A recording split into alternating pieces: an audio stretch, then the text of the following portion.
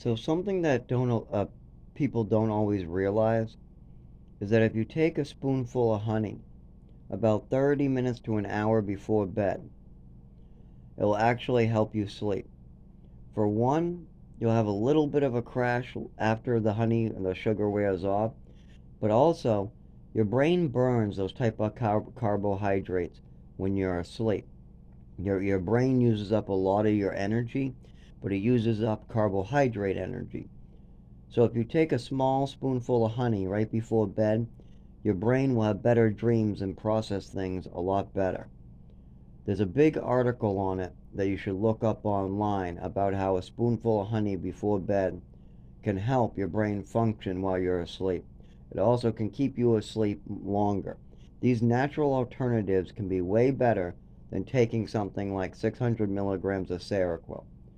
And if your doctor does not listen to the patient, like you're having heart palpitations, you're waking up with hangovers, you're feared for your life when you're taking these meds, and you're bringing this up to a doctor and he's not listening, go see another doctor. Even if your parents seem to want to push you towards it, it's not healthy.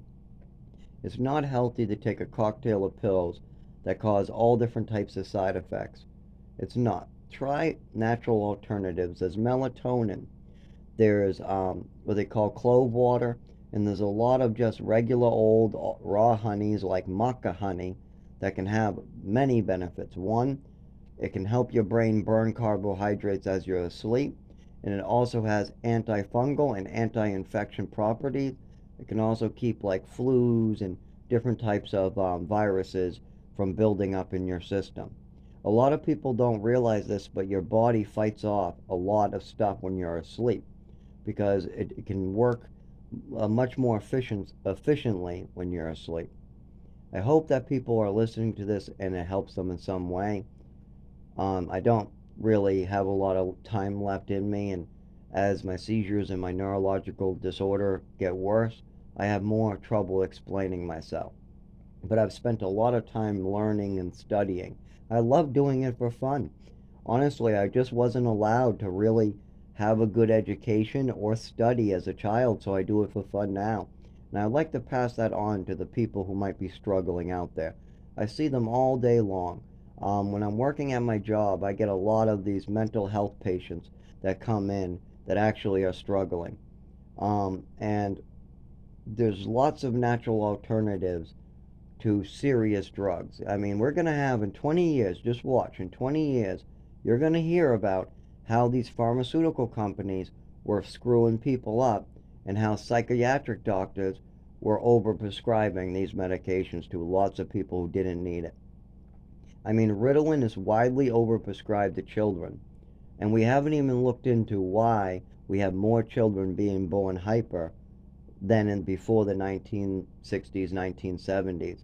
So we want to drug our children, but we don't want to look into why the more, these uptakes and bursts with kids being diagnosed with ADHD is happening. Now, I do have ADHD. I am hyper. I'm very talkative. That's my actual disorder. And I also, from all the traumatic stress and all the different types of things that happened to me at my mother's hand, yeah, that's going to cause anxiety as well. These are my actual disorders. I have PTSD, anxiety, and ADHD. Those are my actual mental disorders in my brain. Now, my physical disorder is what they call a neurological disorder, and it's in my nervous system. It affects my legs, hands, arms, and back. It's not fun to have to deal with, especially for 25 years. And pay attention to your children. Don't send them away. Don't ignore them because that can cause a lot more issues in the long run. It can cause emotional issues, it can cause behavioral issues. You need to spend time with your children and try to understand what's going on with them. And then you can actually get them help. And a lot of these psychiatric doctors just want to push medications, and these medications have side effects. You need to study what the side effects are. Like if you ask my father what the side effects from the medication he was giving me are, he can't answer that question. If you ask him what my disabilities were, he can't answer that question.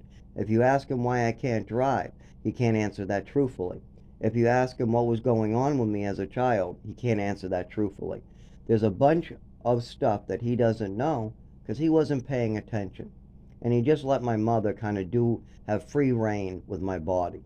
What is a dangerous mistake. You need to have two parties present, and also you got to have your child living with you to observe them. These programs and these hospitals, they're not really caring about their patients. They spend maybe a couple months to a year of this child and they move them around. As well as staff members making minimum wage watching 14 to 100 kids are not going to get to know your children. It's up to the parents to get to know you. So keep in mind natural alternatives and monitoring your child's health are the two biggest ways to help your child.